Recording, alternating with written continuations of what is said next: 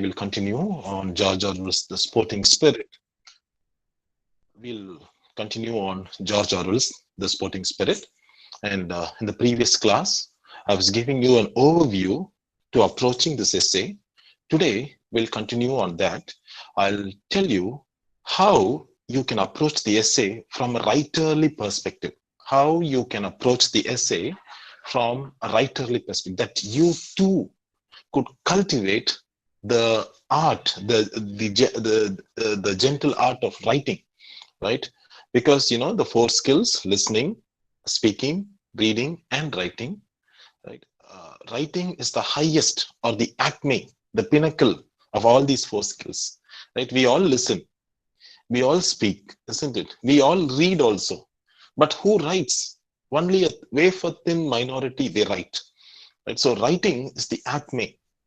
Not many can write, not many will write, but it is the art that everyone is fluent or conversant with. Everyone can do that, right? So how can we do that? How can we master the art of writing? I'll just take you to a few slides, right, that I have prepared exclusively for your class on how you can also be a writer. That's why I gave the title, You Are a Writer. Right? In the graduate program that you're doing now, especially in the arts, it is mandatory for you to write a lot, isn't it? Assignments, right? Projects, a whole lot of things. But please remember that you are a writer. There is a writer within you, a unique writer waiting within you to just pop out and start writing. Right? So how can you do that? These are just guidelines to help you approach not only the essay by George Orwell, but also to equip you to writing. So there's the good old adage that says, no, instead of giving you a fish each day, you teach them how to fish, right? So I'll just give you this particular concept. What is the meaning of the term essay? Right? The term essay originally comes from the Latin exigere, that means to weigh. To weigh. Right? What are you going to weigh? Like in an exam. No? Exam also comes from the same word, exigere. Right? To weigh, to analyze, to evaluate. What are you going to evaluate? Right? What are you going to weigh? An argument. Uruvadam, an argument. And when does an argument arise? Please remember, there are, two words here I want you to remember. Fact and opinion. Please remember these two words for life, right? Fact and opinion. What is a fact? Something that is verifiable, that is, believed to be authentic based on evidence, is a fact. That is why scientific truths, we call them facts. But opinion is personal. So fact A, 2 plus 2 equals 4 is a fact. But an opinion, right, it need not be true, because there are various opinions by everyone. For example, there is an opinion, smoking should be banned in public places. That is not a fact, that is an opinion. So when does an argument arise? An argument arises only when there is an opinion. Please remember, when there is a fact, there can never be an argument. So two words I told you, one is fact, the next one is opinion. When there is an opinion, argument arises. When you say students should be given open book tests, that is an opinion, right?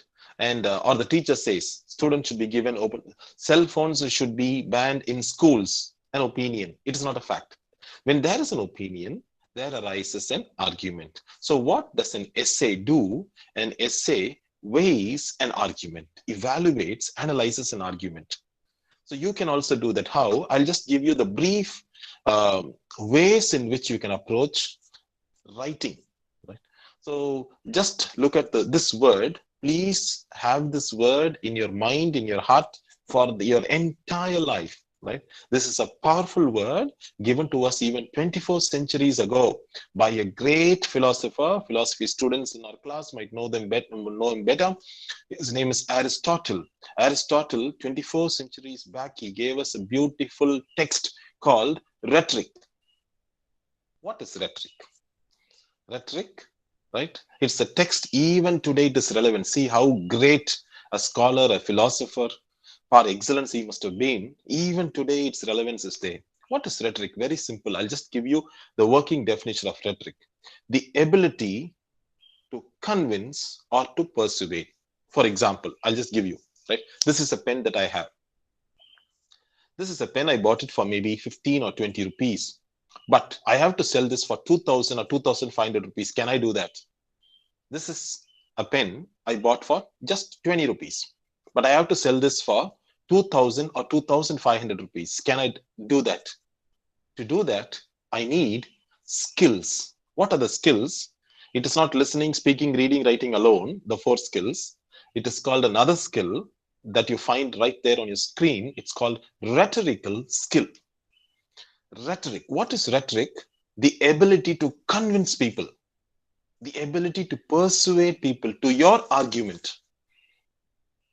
This pen was used by the famous great former president Dr. Radhakrishnan. This pen helped him become the second president of India. This pen helped him, just hypothetically saying.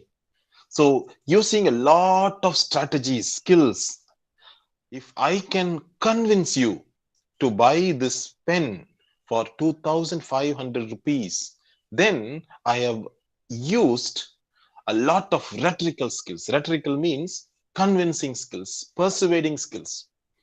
So how do I convince you? Using a skill that is called rhetorical skill, right? In the previous slide, I gave you the word argument. When you have an argument, or vadam, an argument, you use what is called a skill. And what is that skill? It is called rhetorical skill. What is rhetoric? The ability to convince or to persuade people to what? To your point of view. Why should I buy this pen for 2500 rupees? They will ask. Come on, yaar, this is available in the market for just 15 or 20 rupees. Why should I waste all my money? Yes, you have to, because. And then you use all these skills that you've learned. What's that? Rhetorical skill. So what is rhetoric? I told you, the ability, your ability to convince or to persuade the reader, the audience, to your point of view. That is rhetoric, right? So now going to the next slide. Now you know what is rhetoric. Now you know what is an argument. When there is a fact, there is no argument. When there is an opinion, there is an argument. And when there is an argument, it is a personal opinion. Right? So you use rhetorical skills, and there are two types of essays, broadly speaking. Right? An essay means there are two types. One is called personal. The other is called impersonal. In other words, formal and informal. Informal means personal essay. What do I write about? Like very personal things. This morning, don't say today morning. It's a kind of a wrong expression. This morning, when I woke up, I could feel the rains pitter patter.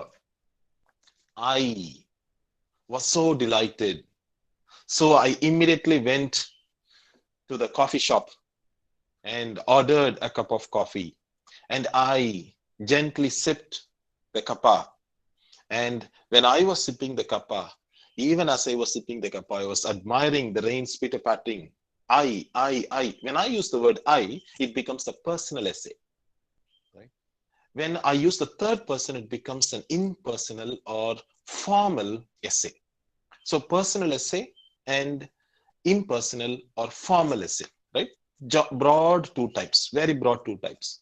George Orwell, in this particular essay, The Sporting Spirit, talks about a very personal essay. How he wants to connect with us. It's not very scientific or very formal in tone. It's a very impersonal, very personal, right? Very personal essay, very casual essay, right? So how does he do that? Right? Using a very casual tone, very simple words. You will not use high-fi words, very simple words, very elegant expression. So you have an argument. What is the argument? You have any argument. It could be any argument. right? Then I'll tell you, right, in the process of the class. Then, right, you have rhetorical skills to defend the argument. And then finally, what you do is, right, know how to structure the argument. That's the next point. I'll go into that now. Uh, Please remember, I'm just narrowing it down. These are things that you have to remember, not for your exams, not for this class, not for this semester, but for your entire life, right? So please have this in mind. There are four basic types of writing throughout, you know, the field of writing. You have writing divided into four types. What are they? I've given you there. One is called descriptive. Varnanai. A lot of descriptions will be there. It was a bright morning. It was a cool morning. It was a beautiful morning. Description. Right? Description means varnanai. A lot of descriptive adjectives will be there.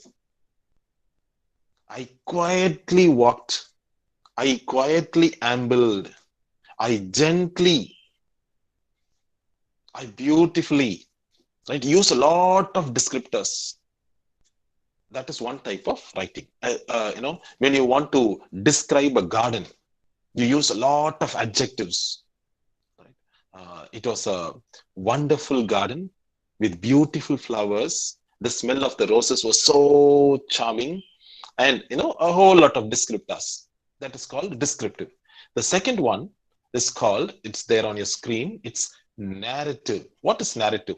Please remember, in your exams, in your CA test, they'll ask describe or narrate. Narration is different. Please remember, in a narration, for example, there was, God forbid, there was an accident, right? You fell down somebody fell down on the highway when they were riding their bullet, they were riding their bike. So what happens is the traffic policeman, he comes up and he asks you, what happened? Enna nadandhathu? The traffic policeman will ask you, isn't it? So when the traffic police asks you, what happened? There you should not say, ma'am or sir, it was a beautiful morning. It was a wonderful day. The birds were chirping. The dogs were dancing. The cows were munching or chewing. No, you won't use descriptors there. You don't want to use descriptive adjectives or descriptive writing there. What you will use is narrate. Narrate means time order is important in a narration. In description, I told you adjectives are important. You don't use it for narration. Please remember, these are two different. In narration, when you narrate to a police official, you say, sir or ma'am, this morning around 7:30, right, I took my bike and I ambled up the highway, and I was, riding down the highway when suddenly a lorry came from the opposite direction, and I was frightened. I didn't know what to do. I was a bit nervous. So immediately I applied the brakes, and unfortunately it skidded and I fell down. Right? Narration. You won't say a beautiful morning, right? I took out my very shining, polished yellow bike, and I gently kick-started my bike and majestically rode the bike, and I was going in a beautiful. You won't say all those things. That is descriptive. Right? So narration, description now, right? Description or descript. If they ask you to describe something in an essay, you should remember, right? A descriptive essay requires a lot of, right, descriptions, character description, tall or short or lanky or fat or whatever, right? Dispositions, everything comes there. But in a narration, what matters is time, right? More than the description, time order, 7:38. So if I ask you, describe your day this morning, then you'll say a whole lot of adjectives. Your eyes will go wide. Then you'll be so happy to describe it. But if I ask you to narrate what happened this morning, you'll say, sir, at 6 o'clock, I woke up this morning, and then at 6:15, I went for a walk. Then at 6:30, then at 6:45, then at 7, then at 7:30, then at 8, then at 8:30, right? Time order is important. You won't describe. The next one is Expository means you won't need it now, but you might need it for your assignments or for your projects or for your research work. When you do your thesis, when you do your assignments, expository means something new that you found out. You want to show it to the world. Something new that you found out. Something new that you've discovered. Expose means throw light on to the world. That is called expository writing. Right? So expository means it is used mostly for research or things like that, right? And the last one is, right, argumentative writing. This is the one that is a normal feature of personal essays. What is an argumentative writing?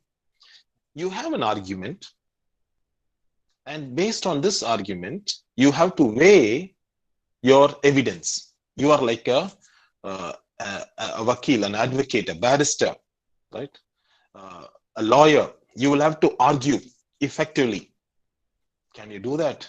Can you write an essay of 1,500 words, right, on a very simple topic, and then make your reader read it grippingly, right, from beginning to the end? The reader should be able to read it. Can you argue it in such a way, right? You'll find so the first one is, please remember the 4 types of writing, right? The 4 types of writing. Please don't forget it. The 4 types of writing. Then the 3 types of rhetoric. Now you know what is rhetoric, right? Aristotle gave us the definition of rhetoric to begin with. 4 types of writing, 3 types of rhetoric, then 2 types of language, and the last one is 1 style, right? We'll discuss now, right? So 4 types of writing we saw, right? Please don't listen to this for an exam point of view alone, right? Exams don't matter, isn't it, right? Just imagine that you are preparing for life when you listen to this lecture, right? So the 3 types of rhetoric. Rhetoric means, right? Persuading, the art of convincing, right? When I have a pen with me, I should convince you to buy it for 2,000 or 2,500 rupees. How am I going to do that? So I have to use 3 types of rhetoric. 3 types of rhetoric. Now I've narrowed it down. What are the 3 types of rhetoric? One is called logic or logos. Logic should be there. Reasoning should be there. Logic Lama, without logic, I can't appeal to anyone, isn't it? The second one is, after logic is ethos, ethics, right? Ethical validity should be there. If I'm going to talk about the harmful effects of smoking, for example, if I'm going to talk to you about the harmful effects of tobacco or the harmful effects of drinking, I should have an ethical base. I should not be a drinker. I should not be smoking. If I should talk to you about the benefits of reading, I should read first. Without reading, I can't ask you to read. If I should ask you, that is the ethical base. And the last one is the emotional. Pathos means emotion. So you have to appeal to reason. You have to appeal to sentiment. Right? If you buy this pen, remember one day you will become like Dr. S. Radhakrishnan. If you buy this pen, remember one day you will shake the world. If you buy this pen, one day remember that you will be a shining light for the world. Emotional, right? Sentiment. So logic should be there. Second one, right? Ethics should be there. Integrity. The third one is, right? Pathos or emotional appeal. இது மூன்றும் சேர்ந்தது. Only these 3 together make a successful speech, he says. See how beautifully they have said it, no? So if I'm going to talk only, reason, no emotion, it won't make a successful speech. It will become an unsuccessful speech. If I'm going to talk only sentiment, like you find in the serials, no? In the nights you'll have serials on our televisions. Only sentiment, pure sentiment, nothing else. All the time crying. It will be boring. Oh, it's a very melodramatic. If it is going to be only logic, again it will be boring, right? So a successful speech or a successful rhetorical piece should have these three components: logic, then ethics, ethos, then pathos, right? So the next one is two types of language. Now, when I ask you in our real-time classes, when we meet later, you should be able to recollect and tell me from memory, right? What are the four types of writing, then the three types of rhetoric, and the two types of language. What are the two types? One is called scientific, the other is called literary. When I call a girl, it is direct. First one, isn't it? Literal, direct, or scientific. But when I call a girl a moon, oh nilave, en iniya pon nilave, right? I'm using what is called figurative or ornamental language. So there are two types of language. One is called literal or direct scientific. A plus B the whole square equals A squared plus B squared plus 2AB. But if you want to make it emotive or literary or figurative, you will use a lot of ornaments. Ornaments means what? Right? Like a person, when they have ornaments on them, it makes them extra ornamental or extra beautiful sometimes. So like that. So you use a lot of figurative expressions, figures of speech, ornamental language, right? It gives a very successful essay, right? So two types of language. Please remember this for life. What is that? One is literal, that is direct language. I saw a girl or I saw a boy. That's it. But if I'm going to make it the second type, that is figurative, I'll say I saw my moon walking on the streets. I saw a flower admiring a flower, right? ஒரு பூ இன்னொரு பூவை ரசித்தது. That is figurative language. I can also say a girl was looking at a flower. As simple as that. Now you see the difference between straight language or direct language and figurative or indirect language. Please remember this also. In a personal essay, you can use a lot of the second type, figurative expressions, similes, metaphors, metonymies, a whole lot of things you can use in a personal essay, right? Then this is the most important. Now you know, right, what are the four types of writing. Now you know the three types of rhetoric. You also know what is rhetoric. Then the two types of language, and last one is what is style, right? What is style? This is what makes you you. Not like everyone speaks.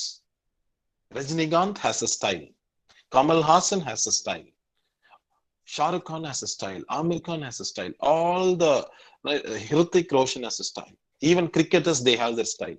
Writers, they have their style. Every writer will have their style. Every poet will have their style. Every short story writer will have their style. Right? Excuse me.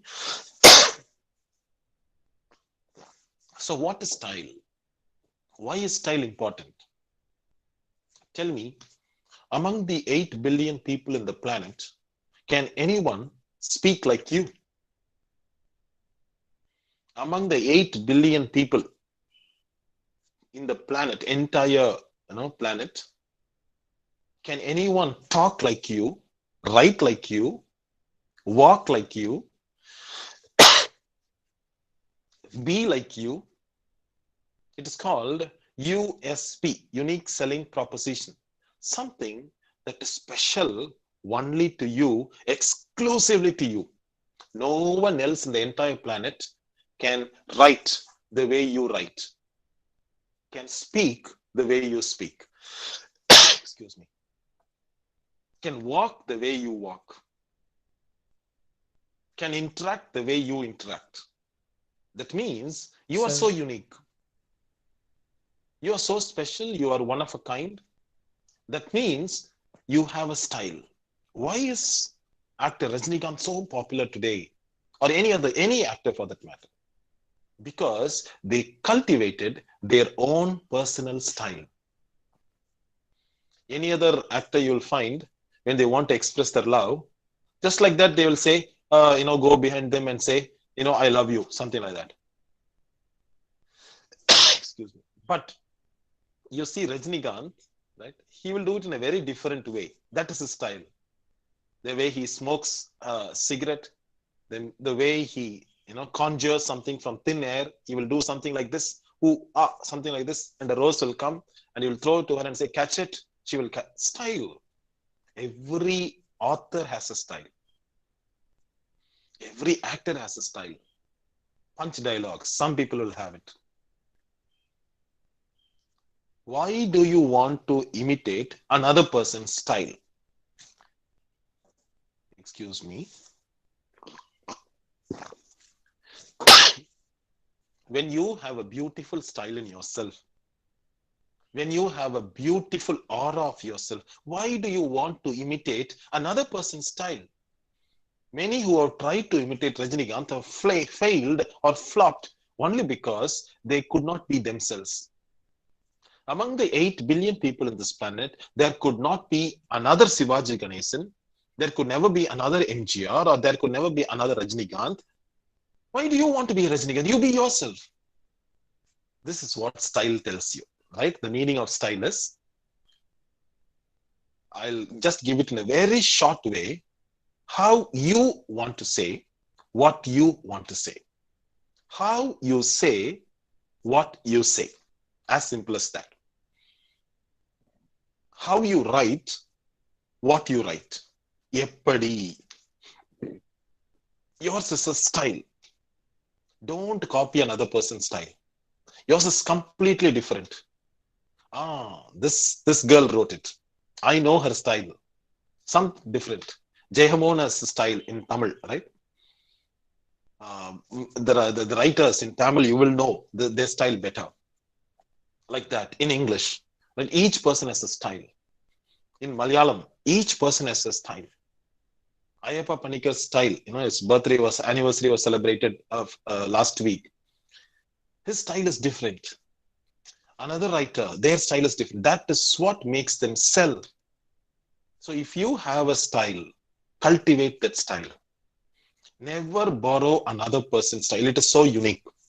Right. Now, coming to, this is a beautiful example that we all know. An example of how to think out of the box. Right? The 9 dots given here, we all know. Just imagine every dot is an experience. Right? Every dot is an experience, or every dot is an emotion. The ordinary person in the sense, direct person, lay person, they cannot connect all these experiences and put it in an essay. They will watch a movie and comment something about the movie. That's it, leave it. But you, if you want to write it down, you will have to connect all the dots in that particular, the 9 dots, you'll have to connect it. How are you going to connect all the 9 dots together? You will have to see, imagine every dot is a thought. Now you have to connect all the thoughts together. Right? How are you going to do that? I'll just give you this beautiful quotation that I love from a master poet of the 20th century, Nobel laureate of the 20th century, T.S. Eliot, one of my favorites. He says, I'll just give you the second bulleted point here. The ordinary person falls in love or reads Spinoza, and these two experiences have nothing to do with each other. I repeat, the ordinary person falls in love.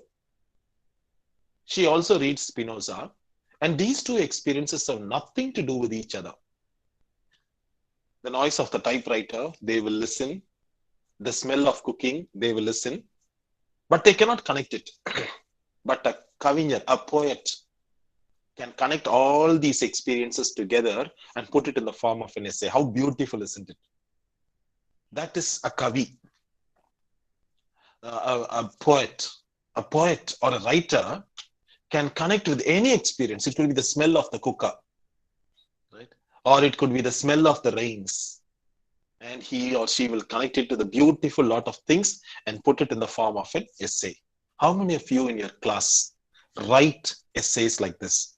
If you have not started writing, we'll continue on this in the next class, but I'm just giving you a question. How many of you daily think a lot? If you think, imagine they are all dots. How many of you make these dots into writing? Jotting, right? Dottings here. How many of you jotted down a beautiful experience that you encountered this morning? Do you write it down, right? Uh, the dots, do they turn into jottings?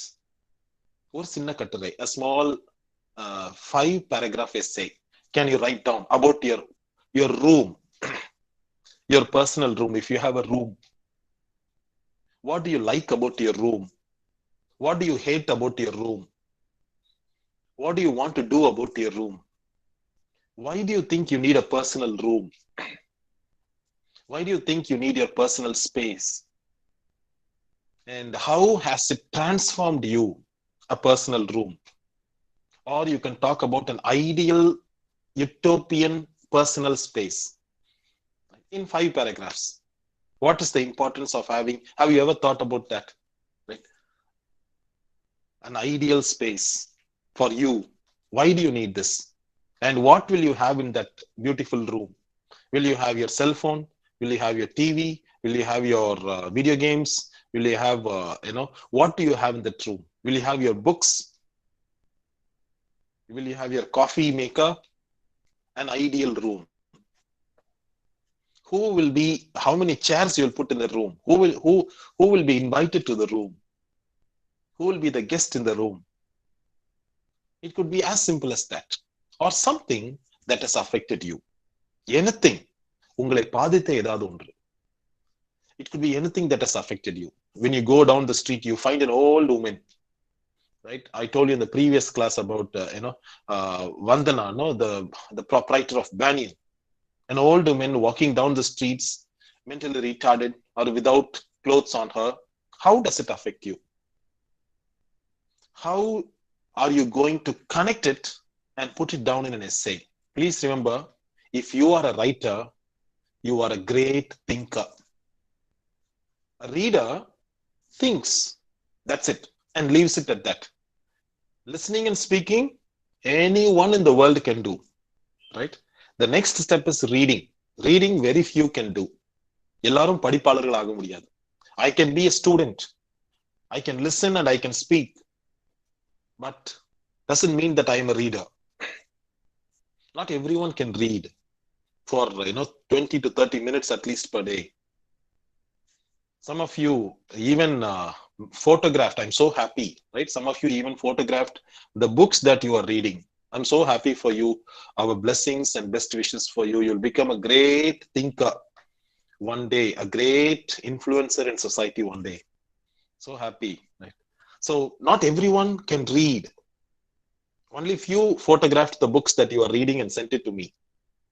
The last one is, not many can write. But if you are a writer, hats off to you. Right? If you are a great thinker, today you start writing. Like George Orwell wrote The Sporting Spirit, this evening, even as you log out, write on a topic that is so close to you. Don't imagine topics, something that is close to you. An ideal teacher, an ideal student, an ideal Chennai. And please remember, don't have broad topics when you write, narrow it down. You can't talk about the environment of the planet in one essay, isn't it? 1,000 words, you can't talk about the environment of the planet. But you can narrow it down. You can't talk about pollution in India in a little essay. But you can talk about, you can't even talk about pollution in your state or city. It's very huge. It will form part of a big dissertation or a PhD thesis. But you can talk about pollution from your house or your street. Very focused, very narrowed down. If you can start writing on something close to your heart, you are practicing rhetoric. What is rhetoric? The ability to persuade and to convince people to your point of view. So, we saw four important things today. One is called what is an argument, right? Quickly going through that. And the first slide, you are a writer. Believe in that. You are capable of writing. I told you, every week, one or two of us students, past students, are publishing their books. So you are a writer means you have the potential to be a wonderful writer, and it is waiting for you to come out. You can start by writing poetry. You can start even this evening by having a blog. Blog, no? Blogging means online, right? Diary. You can write down whatever comes to you in Tamil, Malayalam, English. I'll show you in the next class. I'll show you a few ideal blogs by our own students. Today, take a resolve that I am a writer. I have a beautiful Eluthalan, a kavi waiting within me to come out. I'm going to start writing right this evening. And I'm going to show it to my professor, my teacher. All the best. We'll continue the next class. Thank you so much.